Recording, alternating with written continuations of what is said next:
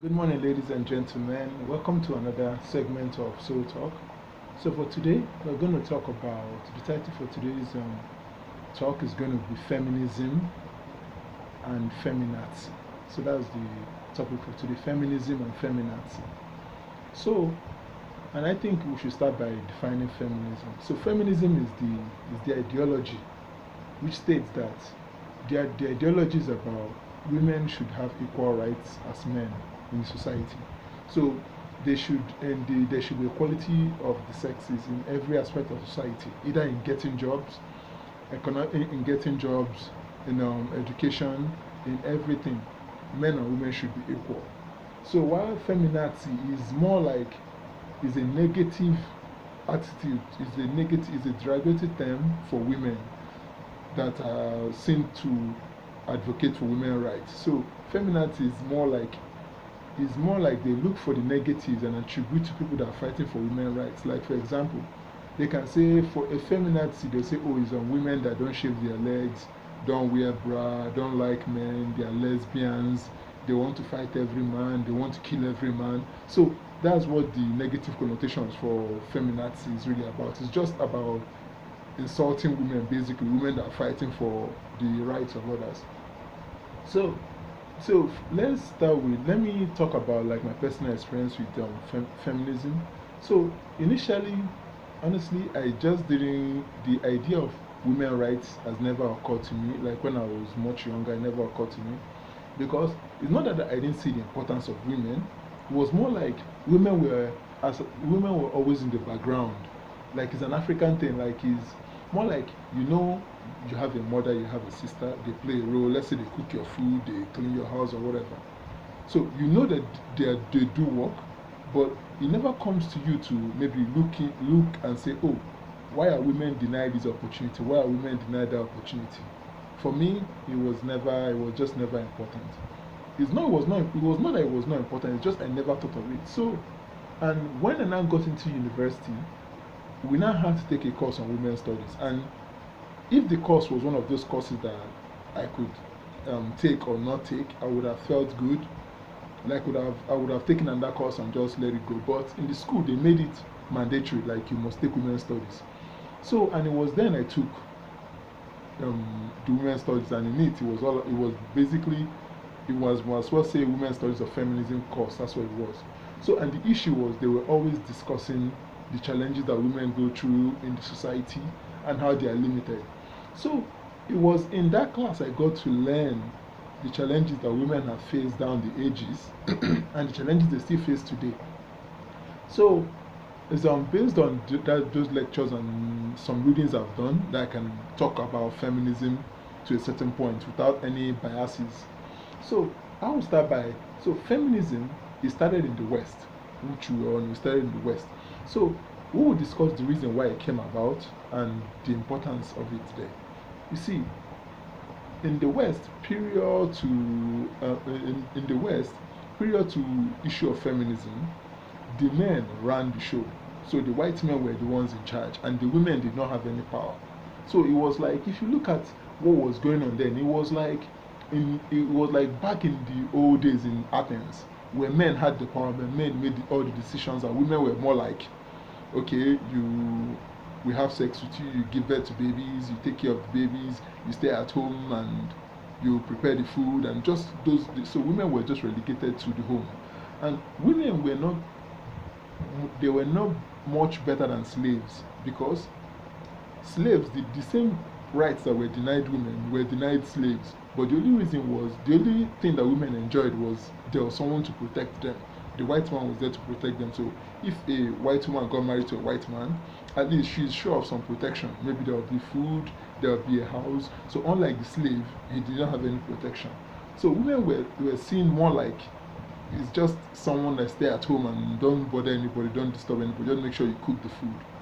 So, but as issues started to go on, as the years rolled by, then women, some of them, they became discontent in this position that they kept them in this domestic position that they kept them in.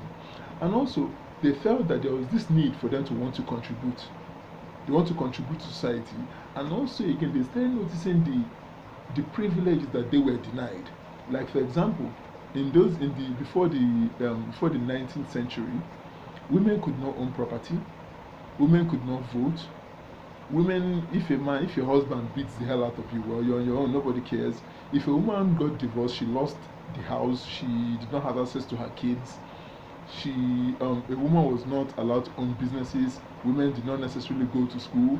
Women did not have funds, and like I said, they don't have property. And even for a woman to have property, she has to get a permission from her husband allowing her to have property. So all this made it difficult for women to actually play any role in society.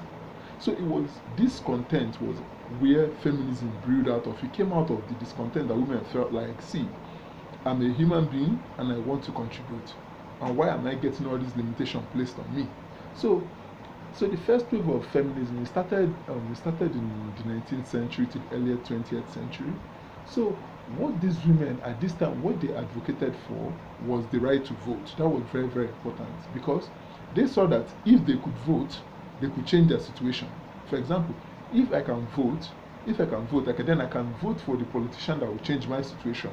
And I will not vote for the one that will not change my situation. So that's what they fought for. So some of there were a lot of pioneers that came out during this time for the women, and they fought that they should have the right to vote, that they are contributing to society and they should have the right to vote. So, and they pressured the politicians and they pressured the judiciary system until they got it. So different aspects of the different countries in the West gave women rights to vote. So depending on the pressure in each country, but after a while they caved in and they gave women access to vote. Okay, you can vote, and then the women vote. They held the votes, and the women were part of it. And the women also advocated to have the right to own properties. And so what the women focused on is legal issue. They focused on being heard, being given a position in the legal scene to make changes that can affect them. So to an extent, these women, they were able to accomplish some of the goals they set for themselves. So, but another thing now happened. Then there was that was the first wave of feminism. So the second wave feminism came about because it focused more on the domestic issues, because women had real domestic issues that they were dealing with. Apart from voting and owning property, there were real issues that they were suffering from, that they had to address. And those things range from domestic abuse, which I said, and then rape, because their marital rape, they faced marital rape, because according to the laws then, a man could rape his wife, and it was not important whether it was consensual or not. So a man could rape his own wife, and that was acceptable at that time, because they felt that, well, if you married him, so if you married him and he raped you, well, it's part of marriage and stuff like that. So the government just saw it as it was not a big deal. And so the issue of abortion even came into place, and what they were focusing on, it was the personal issues they're dealing with at home. But then an interesting thing came when so what happened was, there was this lady, Betty Friedman. So she felt that as a wife, she felt that there was this discontent that she felt, that what I'm talking about is, she felt that her role as a mother was not enough. She took care of the kids, cleaned, did all what women do, but she did not feel satisfied. She felt that she had other ambitions that she had to aspire for. But in that time, that was not accepted. Even in the media did not portray women going to work and coming back from work. They portray women are more in the domestic sphere. So women did not feel like, they had to venture outside the workplace, because they felt that this is not the role for a woman. So she wrote about it, and then when she wrote about it, she now conducted like a small survey to understand if other women were feeling the same thing she was feeling, this discontent with the household chores. So she wrote a book. The book is called The Feminine Mystique. So she was addressing these issues, that she was talking about this discontent that women felt. And at this time, there was no name for it. So when she conducted a survey with her friends and other people, she now noticed that other women felt the same thing too. So it was then that the concept came about. That's why they gave it a name. So the issue, it was called the problem with no name. So that's what capitalized everything women felt at home when they sat at home and they felt okay. Because what happens is they take care of the kids, they cook the food, the kids go off to school, and then they clean the house, and then they are stuck at home. And it's not like, okay, what am I going to do? They will stay at home and watch the TV all day and wait for children to come back so they can do the same thing all over again. So they felt there was this lack of self-actualization in the women. Like they felt that, oh, they just existed to serve other people. I serve my children, I serve my husband, then go back to sleep and that's about it, and then do it all over again. So they wanted to contribute more. They felt that I have something to contribute. So that is what. So that's what brought about the. That's what was the issue that was raised during the second wave feminism, and so these women fought for women to be this issue that women are facing to be recognized. Okay, so that's what they did, and and what happened was by putting pressure on the judiciary system, they got them to change the the marital rape. They got the government to address it and say, okay, as long as it's not consensual with your wife, it's rape. They got the government to, even in divorce proceedings, they got the government to actually make it that a woman can get the children in the divorce. Then in these areas where they felt discontent, women were getting what they want. So they were aspiring for, they said they petitioned the government for whatever they desired, for what they felt that women needed, and they got it. And at this time, women didn't see them, they were not really, they didn't see themselves as feminists, but they saw themselves more like they are advocating for other women. It's more like they are bringing the government's attention to other areas that it has neglected because it was a patriarchal system. So they neglected concerns of women and they were bringing the government to address these concerns that women are facing. So that's what most of them saw it as. So, and also again, an important figure in feminism is Mary Wollstonecraft. So she wrote a book called The Vindication of Women, The Vindication of Women's Rights, something like that. That's the title. Then in that book, she was advocating for women's rights in that book. So, and the idea she was preaching there was even based on Jacques Rousseau's idea, because Jacques Rousseau said, according to Jacques Rousseau, wrote that in the ideal society is a society where all men are equal and women are discriminated against. So so if you look at that statement, it is a contradictory statement, because in ideal society, if men are equal, then why are you discriminating against the women? It just didn't make sense. So she was arguing that that was actually wrong, that the ideal society is a society where all of us are equal. So after the second wave feminism, there was a third wave. So the third wave just focused on any aspect of feminism, any aspect that the second wave feminism did not address. So if you look at feminism, the history of feminism, it was basically for middle class white women. The first wave was like that. It was just the white women were fighting for their rights. Because I said in the beginning, the first wave came about because white women did not have access to the things that they wanted. So that's where it came about. So it was in the second wave that African women now had a voice, that they could even say something because the white women have accomplished something. So they felt that they had a voice too to champion for their rights. So, and then the third wave was everybody, white women, black women. So there was a voice. So what you need to understand about feminism is, in the West, feminism has accomplished a lot of things. Abortion clinics were because of feminists. Feminists were able to make that happen. Abortion pills, they were able to make that happen. Women owning businesses, they were able to make that happen. Women be accepted in schools, they were able to make that happen. Women working in the workplace, they were able to make them. So the advancements that women made in the West can be attributed back to the feminist propaganda to get women to be involved in the system. So, and that is the history of, that's the rough history of feminism in the West. But we're in Nigeria, so all that stuff all the history is nice, but it's for the white people. So we're here, we're in Nigeria, so we're dealing with our own issue. So the issue of feminism, when it comes up in Nigeria, and I see the reaction of people, men feel when they say talk about feminism, men that don't know what it is, they feel they need to know. And when they know what it is, all of a sudden it becomes like they feel threatened that, oh, this is, I don't like this idea of women having equal rights. They don't say it, but their demeanor changes when you tell them what feminism is. And some people are in favor of it. Some people, they don't know where to stand on the issue. So for in Nigeria, if you look at from the earliest feminism I can think of was Femi Kuti's mother. Femi Kuti's Femi Kuti's mother, who fought, she advocated for women's rights in every aspect of the society. She advocated for them to be able to, for the taxes, for them to not be charged too much taxes. Advocated for them to have access to the basic things that are needed in society. So she fought him, even in the independence. She was among the people that helped Nigeria become independent. So for her, and if you look at them, people like her, she won't call herself a feminist, but they were advocating for the rights of people.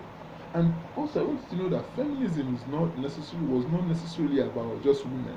Feminism was advocating for the rights of other people, for people generally. So it's not like feminism advocated for only men, or sorry, for only women. They advocated for men too. So it was not, because even the slavery was feminism advocated for the end of slavery. So it was, so feminism didn't just advocate for only women's rights, even though that's what they always, that's what, when they define feminism, that's what they always focus on. But he advocated for men's rights too. So and then the latest one is Chimamanda, when it comes to, when she, in her book, We Should All Be Feminists. So in that book she was addressing like some aspect of Nigerian society where women are kind of not treated unfairly. And then she talked about, she mentioned several incidents, how she couldn't get into a club because she was all alone.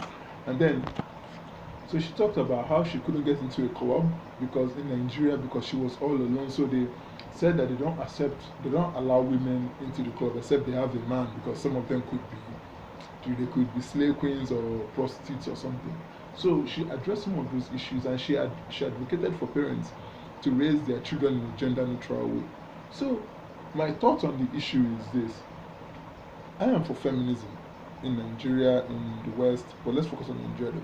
I'm for feminism in Nigeria, but I think feminism is something that we have to be very cautious of it, because if not, it will not only destroy us as a people, but it will destroy many things.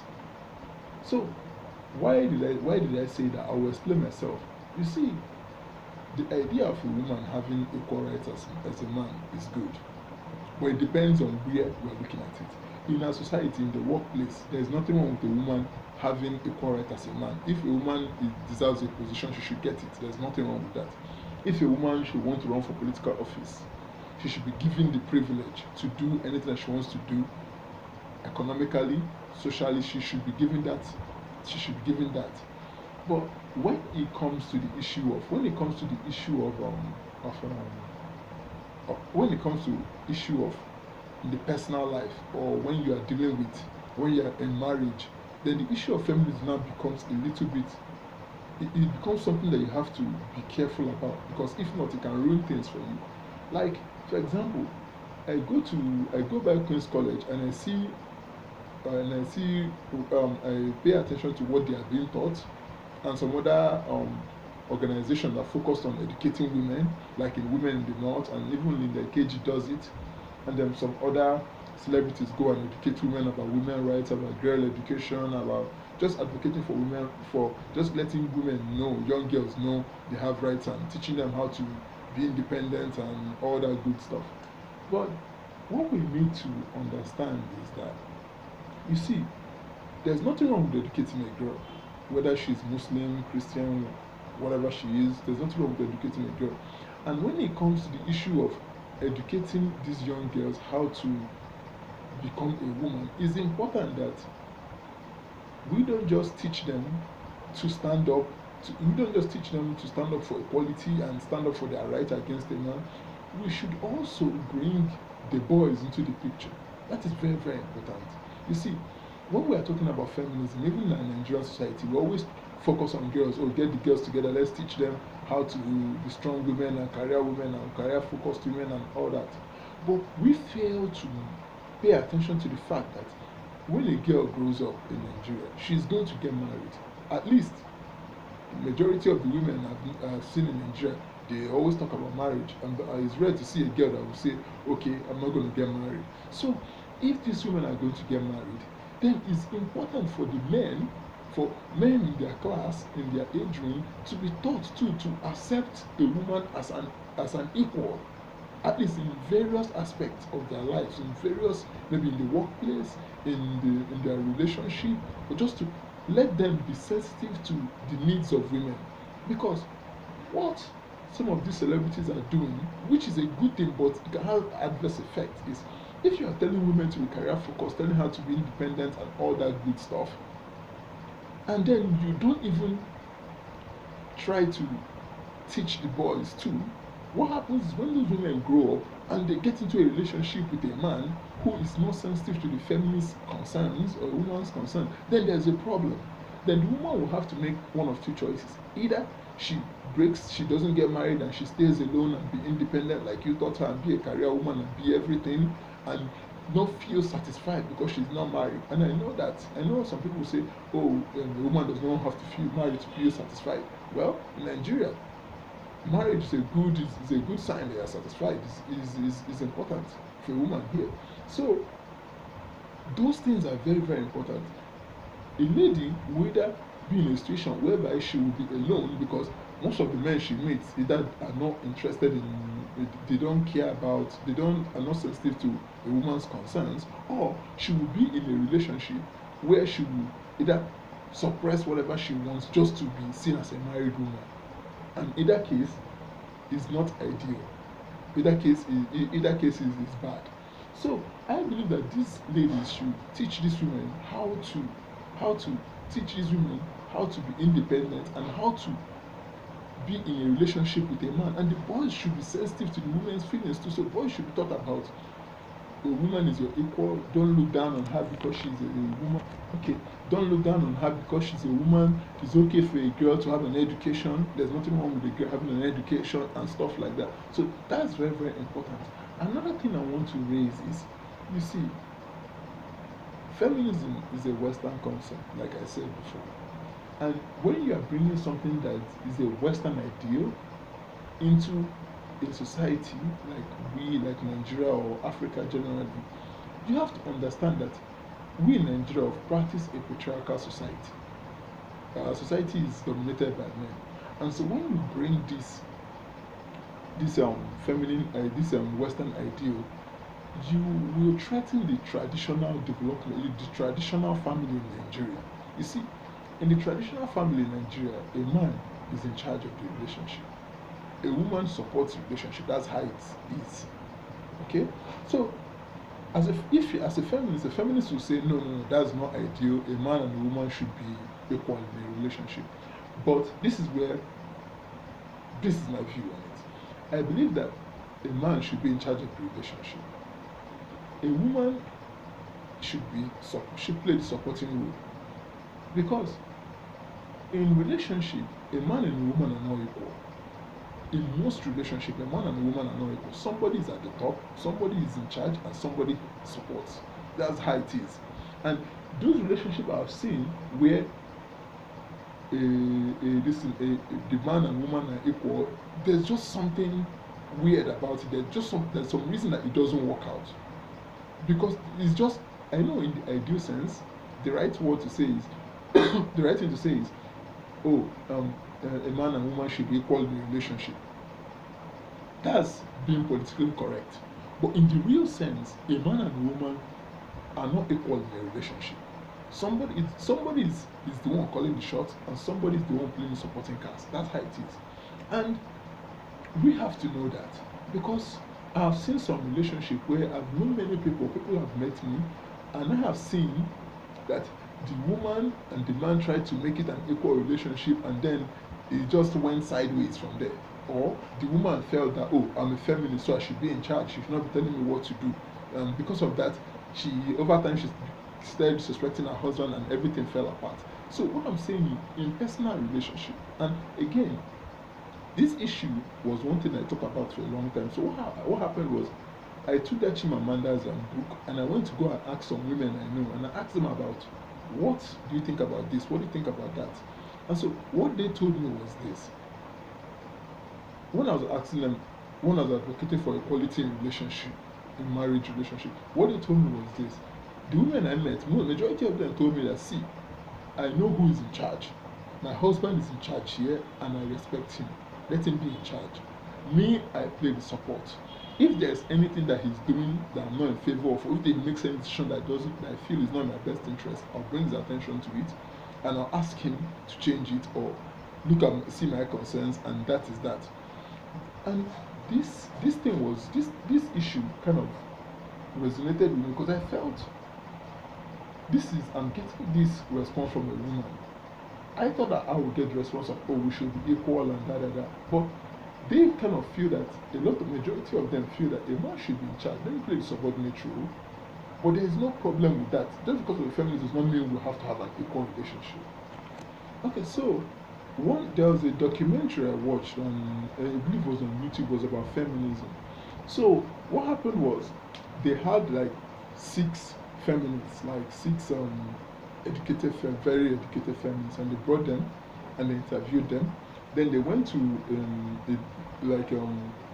national corporations that were headed by women. Like they got like 7 women and they interviewed them. Then they went to the regular women and they interviewed them. So they wanted to get an idea of how feminism and relationship affect each other, like marital relationship. So they interviewed the 6 women, the 6 educated feminists. So what they were talking about was they felt that a woman should be equal to a man.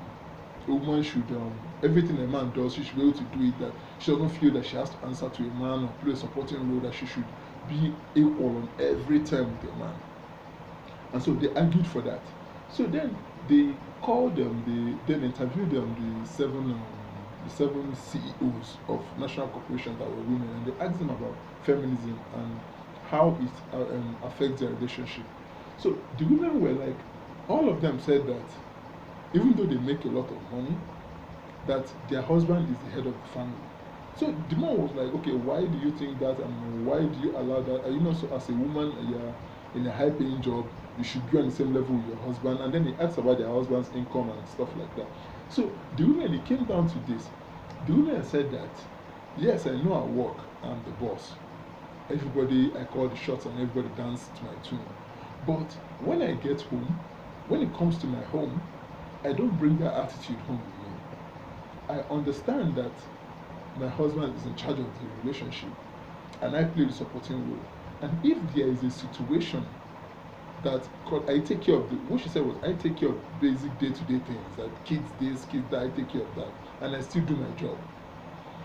But I know my husband is the one in charge of the relationship, but if there is anything I feel I want, if my needs are not being met, I will let him know about it and we'll reach a agreement where my needs can be met. So if I feel neglected in any way, if there's something I want, I will let him know about my concerns. So, but I don't have to be in charge. Like the lady most of them were saying, I just want to get home and relax. I don't want to get home and I feel like it's like work all over again and everybody's looking at me and make this big decision, make that big decision. So that thing really it really gives you a different perspective on things. They did not interview the regular working women who were married about feminism. They said what they were talking about was the husband is in charge, that they know that, but they can get their needs met, that they know what they're saying, that they know how to manage their husband, they know how to get the things that they want, and they know how to make him do the things that they even want, but they still accept his authority, that he's in charge of the family. So then they're asking some of them, okay, how do you get them to do what you want? Like the man was interested.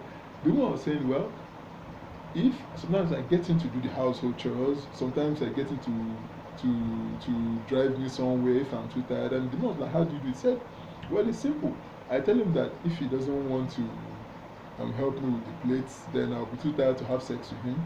or if he washes the plate, then I will do something different in bed or something like that. And then if I have a concern that I feel he's not meeting, all I have to do is I will bother him until he makes that decision I want.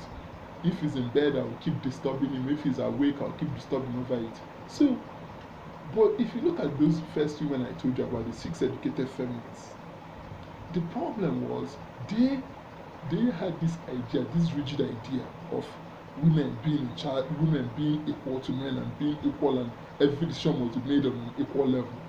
But the problem was that 6 of them were divorced.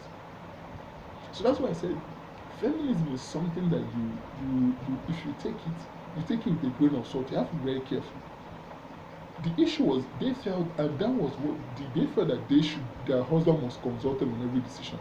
But some other women took a different approach. They felt, see, I don't have to be in charge here. Why should I bother myself with being in charge when I can get my needs? So what they did was they told their husband what they wanted, and they did it, and their husband did it, and if he failed to do it, they would pressure him until they did it. But they did not feel the need for them to be on equal level.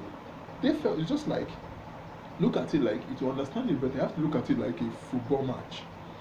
There are 11 players on the field. Somebody is the captain. They can't all be the captain, but there's someone that's the captain, and that person makes decisions. You will not see 2 players being captain at the same time. No. The other players, they know their role. Oh, I play this role, I play my role. And at the end of the day, the issue is to achieve what they set out for themselves. But if you create a system where all the players are captains, then it becomes stupid. Or 2 people are captains, then one person may say do this, or someone will say do that. And in a relationship where everybody knows who calls the shot, it helps a lot. It puts things in perspective. It helps you to know, okay, this is the person I go to for this, and this is the person I don't go to for this. And like when I talk about the football match example I'm giving, the captain does not mean he's the most important person on the team. It doesn't mean that. The captain has his role to play. The captain knows that without his teammate, he's nothing too. Just like a man who is in charge knows that without my wife, I'm really nothing, because I cannot go and cook the food. I can't go and clean the house and do everything my wife does. He knows that. But the man looks at the general picture. That's what our society has taught him. Look at the big picture. Okay, where am I? Where is this family going? So where is this going? So another thing I want to also talk about is the issue of women being in charge of relationships. Yeah, this issue, I've noticed that in relationships where women are in charge, where they are the leader of the relationship, I've noticed that it's only a matter of time before they start insulting the men. I've noticed that. I've seen it time and time and time again. So this issue may be controversial. Some people may not agree with it, but it's okay. I don't mind being people disagree with my opinion. But I've come to see it when a woman is in charge of the relationship. It just always seems like it's only a matter of time before they start disrespecting the man, or they start calling him names he doesn't want, or start treating him anyway, or shouting at him or talking. So I've noticed that kind of attitude towards that kind of attitude that often arises when women are in charge. So on this issue of feminism, what I would like to say is, for the young ladies out there, or would-be girls, or would-be celebrities, or people that are already celebrities, I think for feminism to work in Nigeria, first, you have to educate the boys as well as you educate the girls about it. Educating the girls and neglecting the boys will only bring about problem in the future. Because if a woman has taken the path of independence and pursuing her career, and then she marries a man who may be educated as her, but who is not sensitive to the feminist concerns, the marriage is going to be in shambles. Because she will be chasing for her career. The man may say, oh, I want you to stay at home, or I want you to work from home, or something like that, and that sets everything ablaze. So, for people that are feminists in Nigeria, I would like to, my contribution would be, area that feminists can pay attention to is the area of changing our policies in Nigeria so that it will be gender neutral. Like if you go to the north, the women are not being educated, which I feel is wrong. It's just a waste of potential. Why not educate a lady, a young girl, educate her so she can contribute? She can earn money for her family. She can contribute. She can contribute to her husband's income. Because the way Nigeria is going now, all hands on deck, all everybody must make their own contribution. So again, is this the family should try and should aspire to bring bring up their concerns, or to elect politicians that are sensitive to their concerns, or even the female politicians should be sensitive to women concerns. Some of these concerns are happening in Lagos State, obviously, but I feel like in other areas or in other states in Nigeria, there's so many things that should be done.